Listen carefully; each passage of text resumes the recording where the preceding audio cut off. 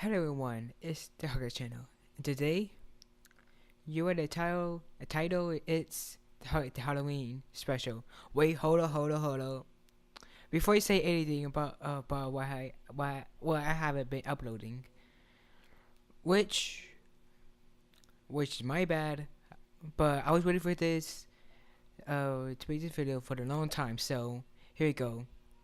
Today for this Halloween special, I could be reading a SQUIDWARD suicide where it missed. Some of you know this story, which is a dark episode of SpongeBob, and people who know about um, dark episodes just comment because I don't have time to explain them, but you get a point after you watch this video. So relax, sit back, and grab you a drink or snack. And here we go. Our choice want to start off by saying if you want to answer at the end, prepare to be disappointed. There just isn't one.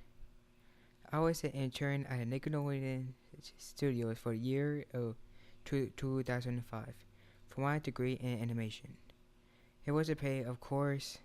Most internships weren't, but but but they have some perks behind education. To adults, it might be seeming like a big one, but most kids at the time would go crazy over it. Now, since I work directly with editors and animators, I got a few that new episodes days before they aired. I get right to it without giving too many unnecessary details. They have very recently made a sponsor movie, and its entire staff on somewhat sap her creativity that took it longer to solve the season. But the delay lasted longer than more upsetting reasons. There was a problem with series 4 premiere that set everyone and everything back for several months. Me and my two interns were in editing mood, along with the lead animators and sound editors for the final cut. We received a copy that was supposed to be Fear of the Krabby Patty. I got it on a screen to watch. Now, given that it was a final, yet animators often pick up a mark title chord. Short of the inside joke for us, with Pony, with charms to rude titles such as How sex does it work? So Walkabout Barville. When sponsored by Patrick, a job in C. Curl, nothing particularly funny about work related chuckles. Some of you saw the title card SQUIDWARD Suicide, which anything more than a Mormon joke.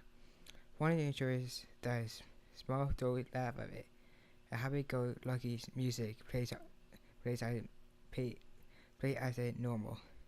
Epic and showing with SQUIDWARD practicing his clarinet, hitting a few short notes like normal. We hear sponsor laughing outside. SQUIDWARD stops, yelling at him to keep it down because he has a concert that night and needs to practice. Sponsor says, "Okay," it goes to Sandy with Patrick. Above his splash screen comes out with the indie SQUIDWARD concert. This is when things began to seem off. While playing, a few frames repeated itself, but the sound doesn't. At this point, I see with the animation, so yes, that's not common. But when we start playing finishes, but escape never happened. There's clamoring a crowd before they boo him. Not normal cartoon booing that's common in the show, but they were carrying here malice in it. SQUIDWARD in full frame looks visibly afraid. A shot goes to the crowd, with SpongeBob in center frame. He too is booing, with much unlike him. This is the oddest thing though. What is odd that everyone had hyper realistic eyes, very detailed. Clearly not shots with people's eyes, but something more more real than CGI. The pupils were red. Someone else looked at each other, obviously confused. Since we weren't the writers, we didn't question the appearance of children yet. Shark was a Squidward sitting on his bed, looking very forlorn. A view out the porthole window is a nice guy that very long after the concert. The outstanding part is at the point that there's no sound. Literally no sound. Not even the feedback from the speakers in the room. As the speakers were turned off, the reciters showed him work perfectly. He just sat there, blinking in silence for about 30 seconds. Then he started to sob softly, put his hands, his tentacles, over his eyes. I cried quietly for the full minute more. All the while on the sound in the background, they're slowly growing a nothing barely audible. This sounded like a slight breeze through the forest. The screen slowly begins to zoom in on his face. By slow, I mean really noticeable. If you look at the shots 10 seconds apart side by side, his sobbing gets louder, more for hurt and anger. The screen then twitches a bit, if it twitches on itself, for a split second, then back to normal. The wind through the trees sound gets slowly louder and more severe, after so much brewing somewhere. The eerie part is that sound as Squidward sobbing. It sounded real. After the sound was to come from the speakers as the speakers were holes, the sound was coming from the other side. As good a sound as a serial likes to have, they don't purchase equipment to be that produce sound that of that quality. Below the sound of wind sobbing, very faint, something sounded like laughing. This comes from odd intervals, and never lasts more than a second, so you have a hard time pinning it. We watched the show twice, so pardon me if things were too sorry guys, but I have time to think about it. After 30 seconds of this, the screen blurred and twitched finally as something flashed over the screen, having a single frame replaced.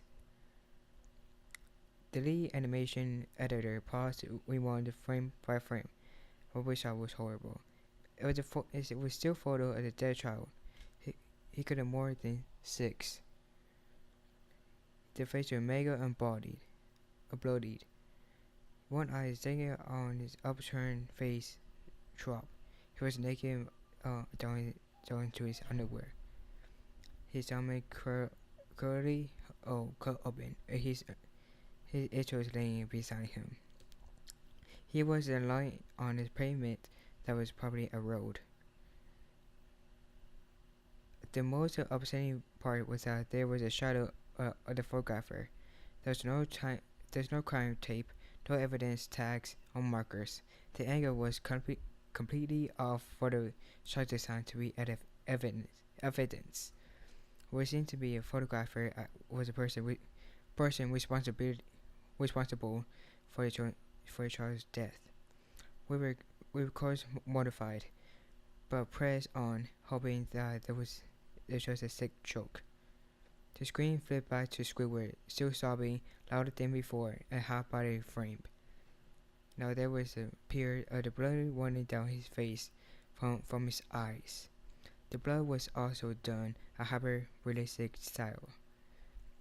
Looking as he was touched it, you get blood on your fingers. The wind sounded now as if there were a gale blowing through the forest. There were even snapping sounds of branches, a laughing, a deep boredom, lasting longer intervals and coming more frequently. After about 20 seconds, the screen again, twisted and showed a single frame photo. The editor was aggregate that it go back.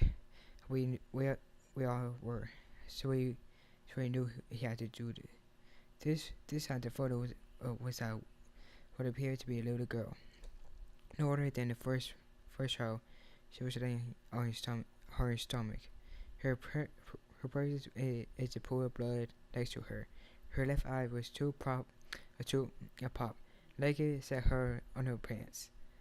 Her entrails were piled up above her other crude cuts on her back. Again, the body was on the street. The photographers was visible, very similar to size and shape to the first. Had a choke back, vomit, and one engine. The only female in this room ran out. The show resumed. After 5 seconds after this second photo played, Squidward was silent. I did all sound. Even like this is scene started. He put his technical down. His eyes was now done in hyper-realism, like the others were at the beginning of this episode. They were bleeding, blast shots, and pulsating. He just stared at the scene and watching the viewer. After 10 seconds, he started sobbing. This time, not covering his eyes. The sound is pierced and loud. Both fear inducing all his sobbing was mixed with screams. Tears of blood dripping down his face at the heavy weight. When the sound come back, so did a deep voice laughing. At this time, the still photo lasted for a good 5 frames. Then we were able to stop it for a backup. The time was the photo was a boy, about the same age, but this time the scene was different. The intros were being pulled on the stomach, wielded by the large hand. The right high pop a diggity, blood tickety down. The animal preceded.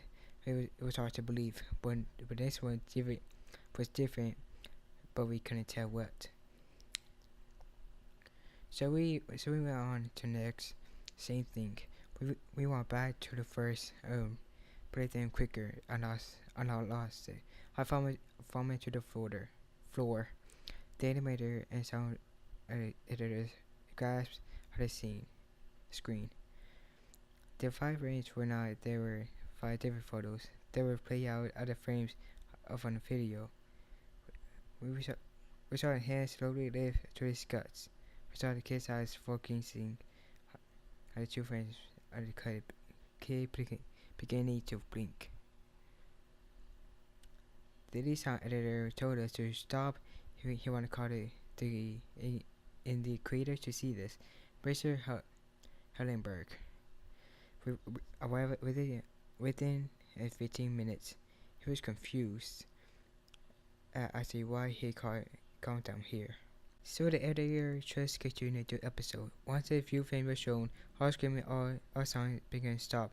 Squidward was just staring at the viewer, full frame of the face. About 3 seconds, the shot quickly pan out, and that deep voice said, "Do it." We see in Squidward's hands a shotgun. He immediately puts the gun in his mouth and pulls the trigger, releasing blood and brains at the wall. Hello everyone. So that was Squidward's suicide. Whew. Now guys, there's more to it, but I got no time, unfortunately. But you can still read it. Sadly I can't put stuff at the description because I'm using a SHAREfactory. But I get out the important stuff.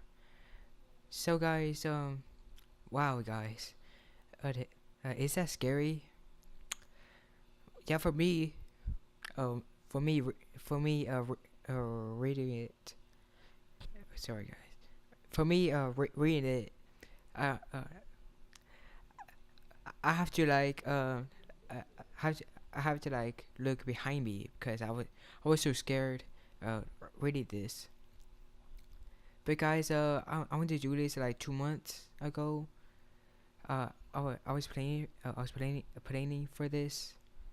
So guys, yeah, that was a Halloween episode. Uh, I thought I thought of something creepy like Halloween, and uh, this is what I think of. But guys, if you enjoy, hit that like button, subscribe for for you don't miss any fun episodes. Well, for me, yeah.